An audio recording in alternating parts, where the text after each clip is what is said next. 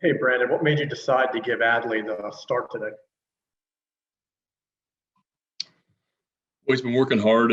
He's been here as well as the Twin Lakes camp, and I'm going to try to find some at-bats for him this next 9 days, and thought it'd be a good day to give him a start, and then Hanley's going to catch behind him. Any other questions? Dan, go ahead. Putting Franco in the cleanup spot, is it just again messing around with stuff, tinkering a little bit, or do you kind of want to see, based on the power he's had before, just kind of see what he can do there? No, it's more about trying to get some at bats. So get him up in the order to hopefully get him 3 at bats and not have him out there too long. Next up is John.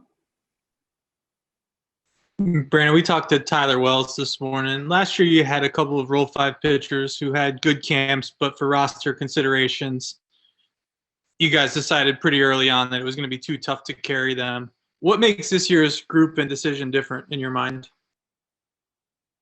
Well, I think we feel like they both have a lot of upside. They both pitched very well in camp. I thought their last outing against the Yankees was very impressive. Both show that they can throw strikes at this level in that outing. We're going to continue to take a look at them in the next week.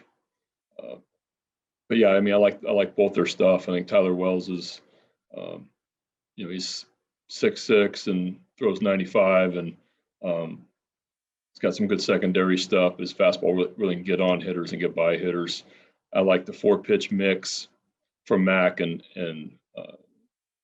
a potential starter down the road type of he's got that kind of ability.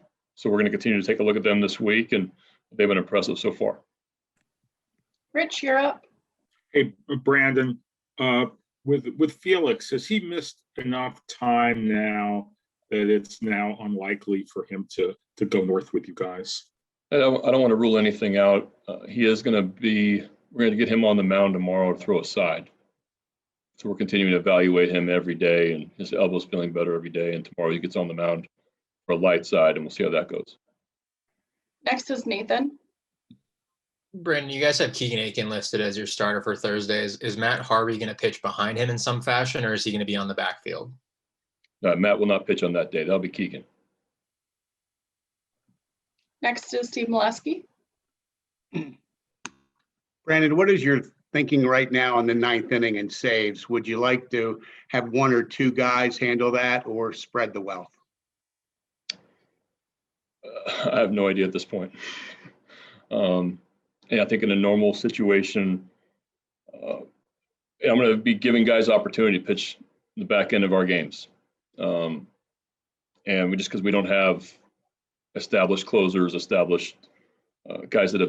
we've had guys that have had a little bit of taste of it the past couple of years, but nobody has saved a bunch of games in the big leagues or pitched a ton of high leverage spots. So all these guys are going to get an opportunity to pitch at the end of games, and I'll probably just go with the hot hand and go with matchups. Next is Jeff Arnold. Hey, Brandon. In terms of Dillon Tate, what have you seen? What have you liked? And what are you hoping is going to be a little bit better in this last week? Yeah, D. Tate's had some good moments in camp. He's had some really good appearances. I think with D, it's about limiting the walks. His numbers against right-handed hitters last year was dominating. Now it's about having weapons against left-handed hitters. But he does have a good changeup. So it's a mid-90s to upper 90s fastball with a good changeup. Got to be able to pitch to both sides of the plate against left-handed hitters. But yeah, it's mainly all about command with D. Tate, and about being able to pitch ahead of the count, limiting walks, trusting his stuff, and being able to get both side hitters out.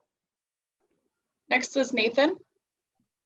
Brandon, going off John's question earlier about the Rule 5 guys, do you think the circumstances you've talked about this year with you guys needing so many innings to cover, do you think that plays into their favor?